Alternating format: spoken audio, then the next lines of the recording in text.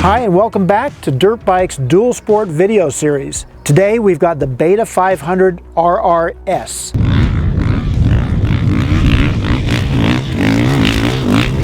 This is a street legal dirt bike. You got to keep in mind that Beta is a small company, not nearly as large as Husqvarna or Honda or any of the other bikes that you might typically look at in this category. And as such, they have a different set of rules that they play by. You look at this bike and think it's a full-time dirt bike, if not for the giveaway mirrors, the blinkers. It sounds like a dirt bike. It's a little bit louder than what you might expect from Husqvarna or KTM. And in truth, Beta is focused on offering this bike as an off-road machine. They're really not about offering something that is a commuter, something you might want to take to work or get around the campus. This is a dirt bike. You can take it racing, just basically as it's sold from the showroom floor. In 2019, the Beta 430RR-S was a winner of our 450 dual sport shootout. This is the 500. It's based on the same platform, only the displacement's different. There is also a 390 and a 350 based on the same platform.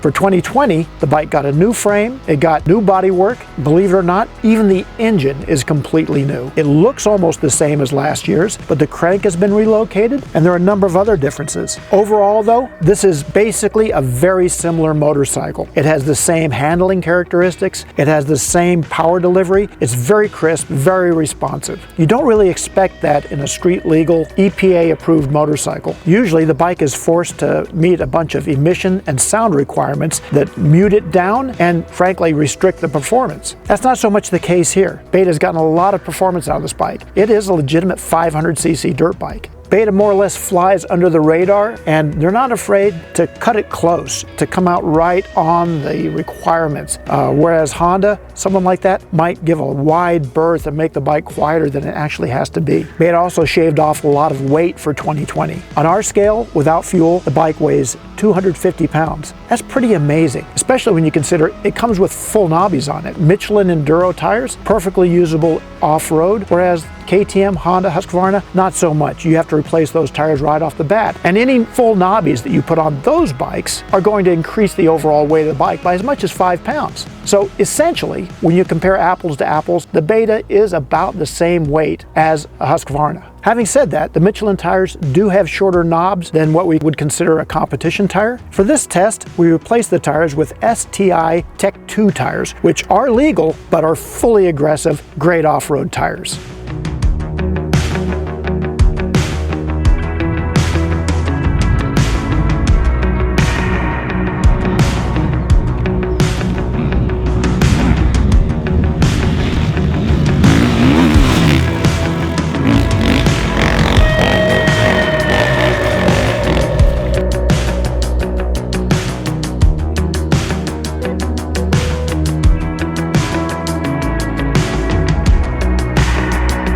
When you ride the Beta 500, it's like riding a full-on dirt bike. This is a bike with a lot of performance and not much weight. It handles great. You could essentially have this as your one and only dirt bike. It still isn't as fast as a 450 motocross bike. For trail riding, that's not what you want. This is one of those bikes that you get off of and you can't think of anything it does wrong. The brakes are good, the handlebars are in the right position, the controls are very, very easy. The clutch has an easy pull. It is a hydraulic clutch. The bike has all the premium components you would expect on a high-end European dirt bike. It has oversized aluminum bars, Nissin brakes, best of all, Trail Tech GPS is standard equipment. This takes the place of the speedometer, odometer that you might see on a Honda or KTM. Up front, you have a Sachs fork. In the back, it's a Sachs shock with linkage. And it's fully adjustable, and frankly, the performance is exceptional. Overall, this has become mainstream suspension components right now. Every bit as good as KYB or Showa in performance. It is set up soft, as you might expect for a dual sport bike. That's perfect for us. On the kind of trails that we typically find ourselves on, we did a little bit of testing on the street as well.